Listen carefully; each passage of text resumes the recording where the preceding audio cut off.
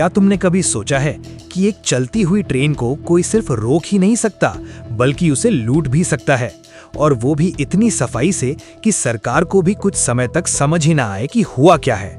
अगर नहीं सोचा तो ये कहानी तुम्हारा दिमाग हिला देगी, क्योंकि ये कोई फिल्म नहीं बल्कि 1963 में ब्रिटेन में हुई एक सच्ची घटना है जिसे इतिहास में द ग्रेट ट्रेन रॉबरी कहा जाता है।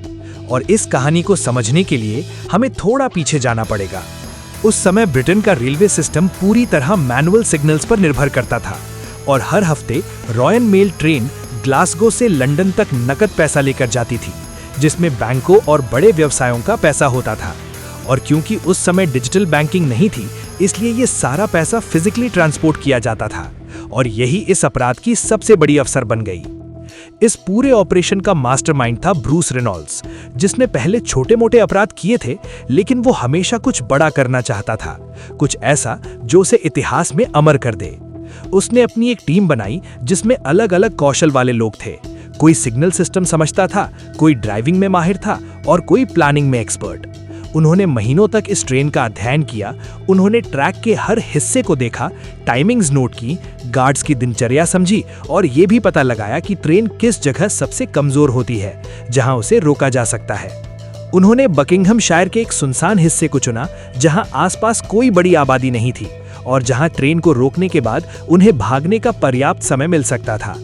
लेकिन सबसे बड़ा सवाल था, ट्रेन को रोका कैसे जाए, क्योंकि अगर ट्रेन अचानक रुकती तो शक हो जाता। इसलिए उन्होंने सिग्नल सिस्टम के साथ छेड़छाड़ करने की योजना बनाई।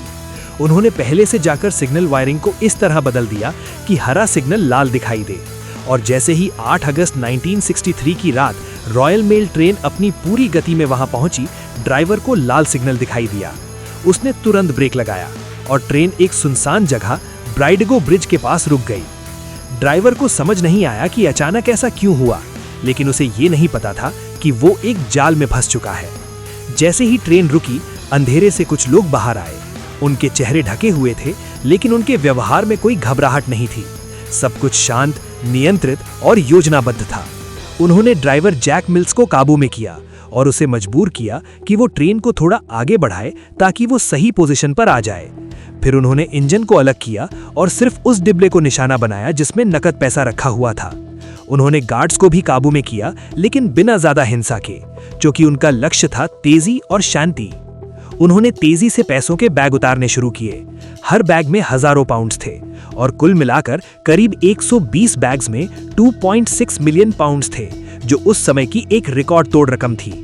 आज के हिसाब से ये सैकड़ों करोड़ रुपए के बराबर है।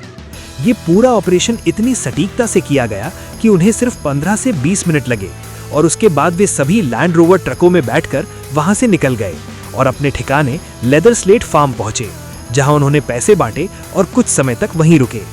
लेकिन यहीं पर उन्होंने अपनी सबसे बड़ी गलती की।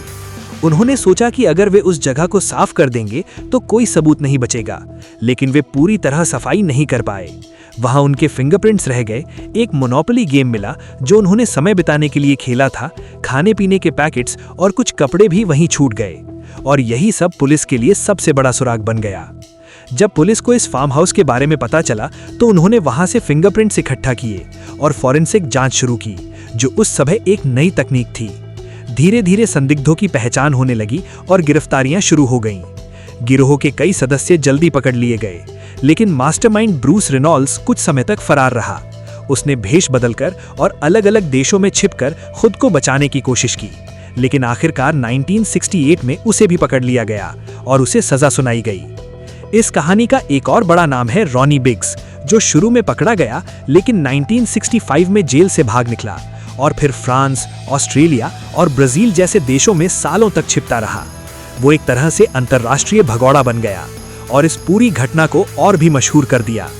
इस पूरे मामले में पुलिस ने 12 से अधिक लोगों को गिरफ्तार किया और उन्हें कड़ी सजा मिली। लेकिन हैरानी की बात यह है कि चोरी हुआ पूरा पैसा कभी बरामद नहीं हुआ, जिससे ये रहस्य और भी गहरा हो गया।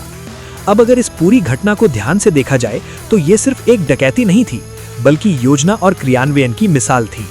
अपराधियों ने सिस्टम की कमजोरी को पहचाना, उसे इस्तेमाल किया और कुछ समय के लिए पूरे देश को चकमा दे दिया। लेकिन अंत में उनकी एक छोटी सी गलती ने सब कुछ खत्म कर दिया। अगर फार्म हाउस पूरी तरह साफ होता, अगर फिंगरप्रिंट्स नहीं मिलते, तो शायद ये मामला कभी सुलझ नहीं पाता। और यही इस कहानी का सबसे बड़ा सबक है कि कोई भी योजना कितनी भी परफेक्ट क्यों ना हो, उसमें एक कमी जरूर होती है और वही कमी अंत में उसे नष्ट कर देती है। अब सोचो, अगर यही घटना आज के समय में होती, जहां हर जगह सीसीटीवी कैमरे हैं, फेस रिकग्निशन है, मोबाइल ट्रैकिंग है और एआई निगरानी है, तो क्या ये संभव होता? शायद नहीं, क्योंकि आज हर गतिविधि पर नजर रखी जा सकती है। लेकिन इसका मतलब ये नहीं कि अपराध खत्म हो गया है, बल्कि इसका मतलब ये है कि अपराध भी समय के साथ बदल गया है। लेकिन एक चीज आज भी नहीं बदली, और वो ये है कि हर अपराध में एक गलती जरूर होती है और वही गलती उसे खत्म कर देती है। तो अब सवाल ये है कि असली जीनियस कौन था? वो जिसने इतना बड़ा प्लान बनाया, या वो जिसने उस प्लान की सबसे छोटी गलती को पकड़कर उसे खत्म कर दिया? यही सोचने वाली बात है। और अगर तुम्हें ऐसी ही वास्तविक, रहस्यमयी और दिमाग हिला देने वाली कहानियां पसंद हैं, तो वीडियो को लाइक जरूर करना और चैनल को सब्सक्राइब कर लो, क्योंकि अगली कहानी इससे भी ज्यादा खतरनाक और चौंकाने वाली होने वाली है।